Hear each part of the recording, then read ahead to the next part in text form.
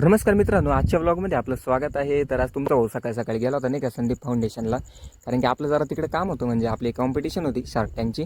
तर त्याच्यासाठी आपण गेलो होतो. तर तिकडे गेल्यानंतर थोडा फ्लेक्स वगैरे मारला नाही का त्या पोरांसमोर. मग आपण कॉलेजमध्ये गेलो. तर कॅम्पस भारी आहे त्यांचं, म्हणजे एकदम मोठा आहे नाही का. तर काहीच नाही का, म्हणजे कॉलेजवाल्यांचं तिकडे डेज वगैरे चालू होते थोडेसे. मग आपण त्याच्यात मस्त एंट्री मारलं. तर मग तिकडे प्रदीप भाई भेटले आपल्याला नाही का. त्याचा पण प्रोजेक्ट होता, तर त्याचं प्रेझेंटेशन होतं तिकडे. मग आपण प्रेझेंटेशन द्यायला गेलो तिकडे, थोडंसं पिच वगैरे द्यायला. मग आपल्या जे शार्क्स होते आपले, तर त्यांना आपण सगळं आपलं बिझनेस रिलेटेड सगळं समजून सांगितलं. रे बघा काहीच ते मुलं कशी नाचताय नाही का, म्हणजे त्यांचे ते इव्हेंट वगैरे चालू होते.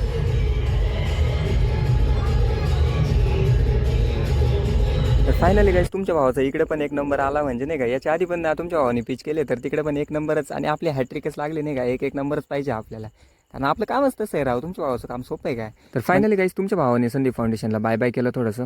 मग आपण गेलो त्र्यंबकेश्वरच्या साईडने, कारण की आपण तिकडे गेलोच होतो. तर मग देवाचं दर्शन झालंच पाहिजे नाही का. तर थोडंसं कूल वगैरे झालं, थोडा रस वगैरे पिला तिकडे. इतकं ऊन होता नाही यार, विचारूच नका. एवढं ऊन होतानाच आम्ही तिकडे गेलो नाही का. मग तिकडे गेल्यानंतर पहिले रांगेत लागलो.